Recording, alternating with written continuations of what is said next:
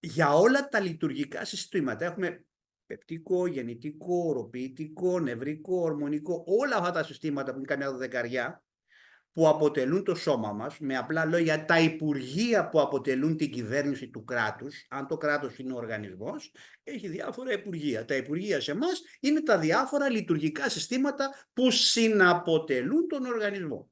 Ποια είναι αυτά τα συστήματα? Τα συστήματα επικοινωνίας ποια είναι? Το απλό κοινό ξέρει το νευρικό σύστημα. Αν δε είναι το νευρικό, είναι το ορμονικό, είναι το ανοσοποιητικό και είναι και το καινούριο Brain Gut Access, δηλαδή το σύστημα επικοινωνίας μεταξύ εγκεφάλου και πεπτικού συστήματος, παχαίως εντέρου.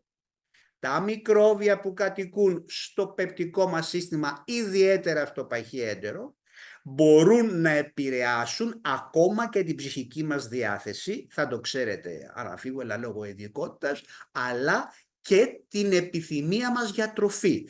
Το αν θα διαλέξουμε αυτή την τροφή ή την άλλη την τροφή, μπορούν να το αποφασίσουμε τα μικρόβια που έχουμε στο παχύ μας έντερο, που στέλνουν χημικούς αγγελιοφόρους στον εγκέφαλο, νομίζουμε ότι προτιμούμε το παγωτό από τη σαλάτα. Στην πραγματικότητα, τα μικρόβια που τρώνε το παγωτό στο πεπτικό μας σύστημα αποφάσισαν και επέβαλαν να επιθυμούμε παγωτό και όχι σαλάτα.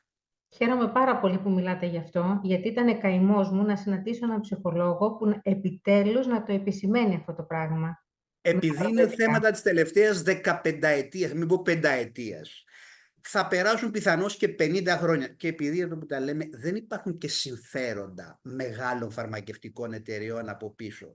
Δεν έχουν φτιάξει πάρα πολλά προβιωτικά κτλ. Μόλις φτιάξουν θα το μάθουμε όλοι. Θα κάνουν την απαιτούμενη προπαγάνδα, παύλα, ενημέρωση για να πάμε να αγοράσουμε τα προϊόντα τους. Τώρα είναι ακόμα νωρίς, οπότε δεν χρειάζεται.